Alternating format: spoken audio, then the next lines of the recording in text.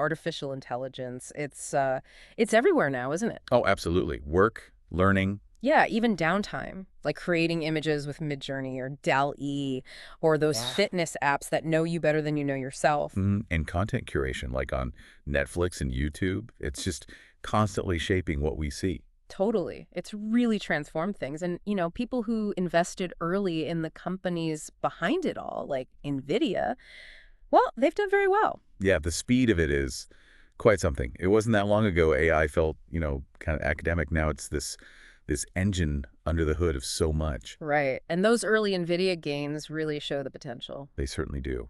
Identifying those foundational shifts early, huge potential. Exactly. So for you listening, maybe you feel like you kind of missed that first big wave. The question now is, are there still significant opportunities out there?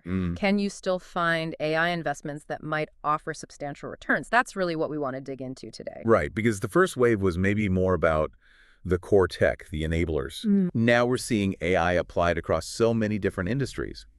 It creates new stories, new potential investments. So we found this recent analysis, a YouTube video, actually, that points out some interesting companies. We want to unpack that for you. Sort of give you a shortcut to understanding these potential plays. Exactly. The video is by Ryan Scribner called Top 5 Best AI Stocks for 2025. Billionaires be whying now. Yeah, we're just going to break down the companies he talks about. And look at the why behind them being flagged as AI investments, which, that term AI stock itself is interesting. Is it pure AI development or companies using AI smartly? Good point. Seems like this video takes the broader view. Now, quick disclaimer, obviously. This isn't financial advice. Nope. Definitely do your own research. Always. This is just us exploring the info presented. Oh. Okay, let's jump in. First one is Liberty Defense Holdings. Okay. Now, full disclosure, they sponsored the video we're looking at, so, keep that in mind. Right, important context. But their business is providing AI-based detection solutions. Think concealed weapons, threats, so security tech. Yeah, their main product is called HexWave. Uses advanced imaging and AI to spot stuff metallic and, crucially, non-metallic things. Ah, the non-metallic part. That's key, right? Yeah. Traditional systems might miss plastic weapons, 3D printed stuff. Exactly. Things that metal detectors just won't catch. Think airports, stadiums, schools even. High traffic areas where that broader detection capability is really valuable.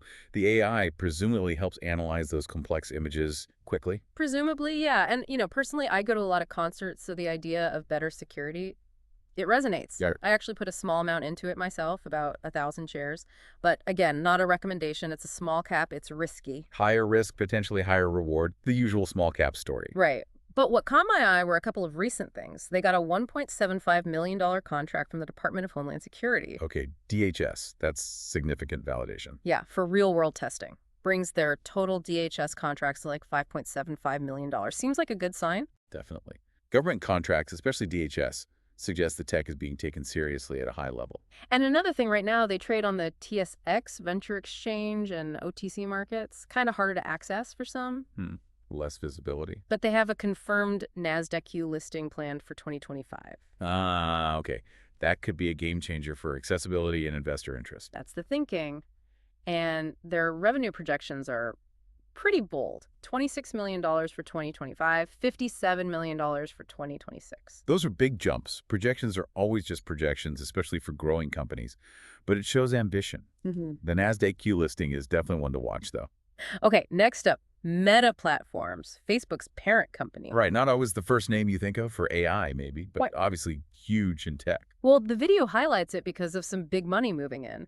Billionaire Steve Mandel, Lone Pine Capital, added $100 million worth. Wow. Yeah, brings their total stake to over $1 billion, like 9% of their portfolio.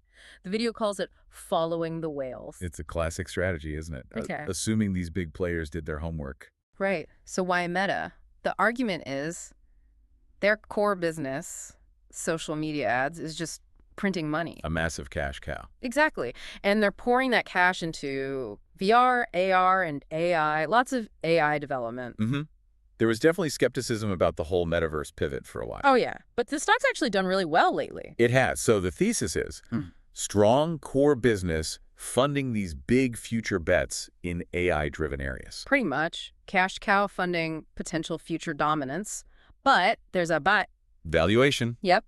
The video adds a note of caution. Maybe a lot of that future potential is already baked into the price. That's always the million-dollar question with high-growth tech stocks. Is it still good value, or has the market already priced in the next 5 years of success? Critical point. Okay, number 3 is SoundHound AI. Ah, SoundHound. They focus on voice AI, right? Yeah, exactly. This one was actually in a previous video Ryan Scribner did, and the price has jumped since then from around $5 to over $10. Wow, doubled. Yeah, though it hit $24 at one point apparently. So volatile, maybe some AI hype in there. Very possible. AI stocks have seen a lot of speculative interest. Yeah.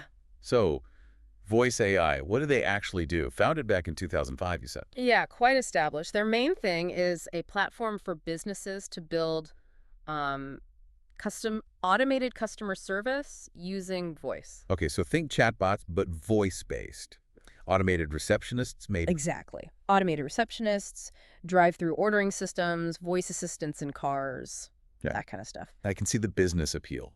Potentially cuts costs, handles routine stuff. Right. The video mentions maybe not needing a human receptionist, though, as a user, sometimes those systems can be Frustrating, yeah. The quality of the AI is crucial there. Get it wrong, and it's a terrible experience. Totally. The video host says he likes it for the long haul, personally, but he also admits it's hard to value and points out that volatility again.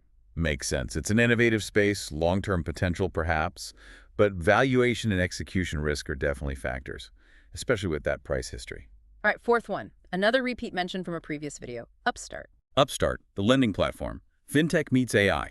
Yep, their stock's also up since last time, was around $50, now closer to $70.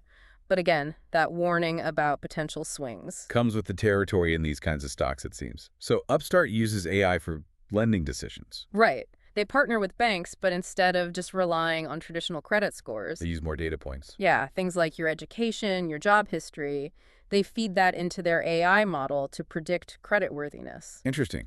Trying to get a more nuanced view of risk than just a FICO score. Exactly.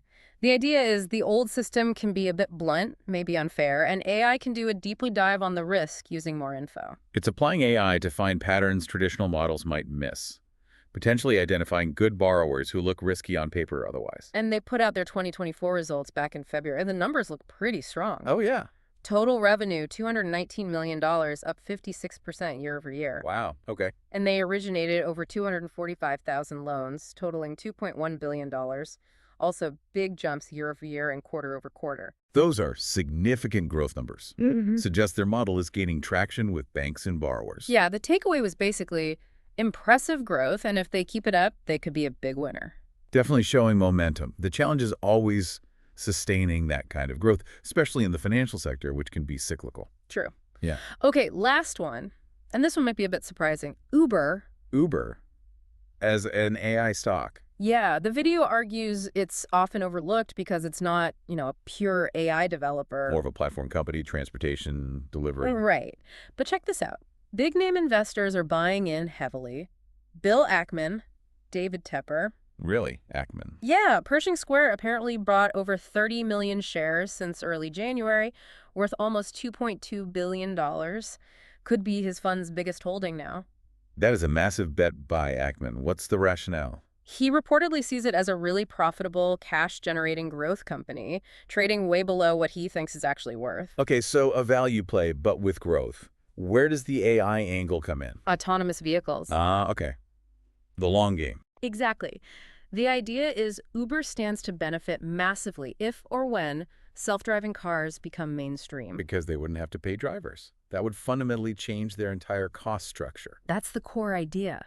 Imagine Uber running a huge fleet of robo-taxis. The cost savings would be enormous. That's what attracts those long-term, big-money investors. It's definitely a long-term vision. Widespread adoption is still a ways off, but the potential upside is undeniable if it plays out. For sure, it's not an immediate AI impact, but a huge potential future one. It really shows how AI isn't just one thing. It's core tech, it's enabling tech, and it's also this transformative force that could reshape existing industries, like transportation with Uber. So let's recap quickly. We covered 5 potential AI-related plays from that analysis. Liberty Defense with AI security. Meta using its profits to fund VR, AR, and AI. SoundHound AI and voice AI for businesses. Upstart using AI for smarter lending. And Uber with that long-term autonomous vehicle potential. Quite a diverse group, really. Yeah. Shows how broadly AI is being integrated. Security, social media, customer service, finance, transportation. Yeah, it's touching almost everything. Our goal here was just to pull out those key ideas from the video, give you a clearer picture of why these specific companies are being talked about in the context of AI. Hopefully a useful shortcut to understanding some of the thinking in this space. It really is fascinating seeing AI move from, like, a niche tech thing to something fundamental. Absolutely. Yeah. And seeing these billionaires putting serious money into some of these, it definitely makes you think.